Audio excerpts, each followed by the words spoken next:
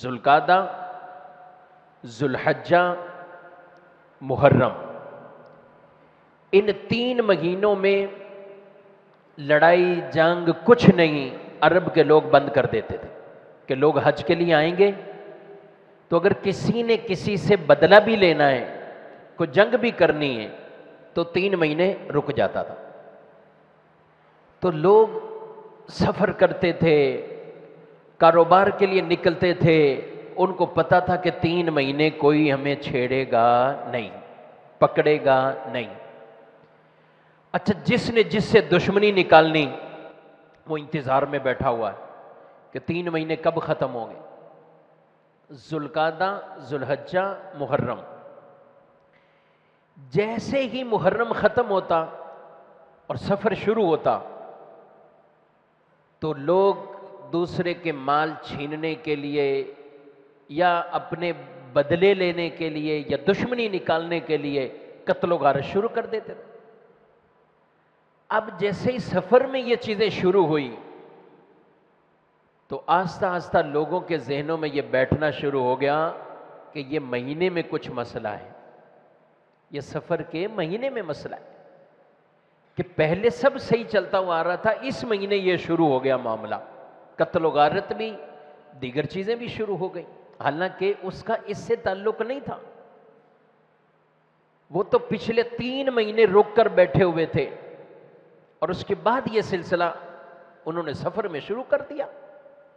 تو اللہ کے نبی صلی اللہ علیہ وسلم نے اسی لیے لوگوں کو یہ پیغام دیا، ارشاد فرمایا لا سفرا، سفر کوئی چیز نہیں، سفر سے کوئی ڈر خطرہ نہیں، سفر کا مہینہ منحوس نہیں،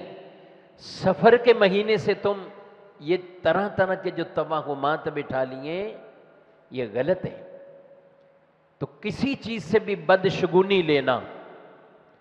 یعنی چیز سے بدشگونی، اسے ہمارے نبی صلی اللہ علیہ وسلم نے منع فرمایا۔ چھوٹی چھوٹی چیزوں سے ہم بعض اوقات کہ یہ ہو نظر آ گیا ہے صبح صبح کچھ ہو جائے گا، آج گھر سے ہی نکلا ہوں پہلا بندہ یہ ٹکر گیا، اچھا اتفاق ہے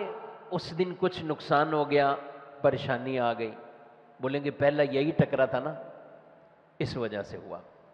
تو اب وہ سارے یہ عقیدے کی خرابی، یہ توکل کے خلاف، یہ تقدیر کے عقیدے کے خلاف ایک طرح کا، کہ مومن کا تو عقیدہ ہے تقدیر پر، کل لن یصیبنا الا ما کتب اللہ لنا ہوا مولانا، کہ ہمیں کوئی مصیبت نہیں پہنچے گی مگر وہ جو اللہ نے ہمارے لیے لکھ دی، جو اللہ نے ہمارے لیے لکھ دی وہی مصیبت پہنچے گی، اس کے علاوہ ہمیں کوئی مصیبت نہیں پہنچے گی۔ کوئی نفع نقصان اگر دنیا کے سارے لوگ ایک طرف ہو جائیں اور نفع پہنچانا چاہیں لیکن اللہ نہ چاہے تو نفع پہنچ سکتا نہیں، اور لوگ نقصان پہنچانا چاہیں اور اللہ نہ چاہے تو نقصان بھی پہنچ سکتا نہیں۔ یہ ہمارا عقیدہ ہونا چاہیے۔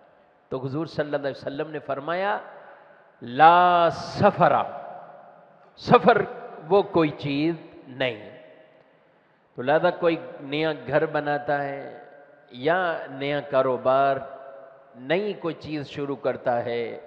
تو یہ توہمات بنانا یہ ٹھیک نہیں ہے، اسلامی نقطہ نظر سے یہ ناجائز عمل ہے۔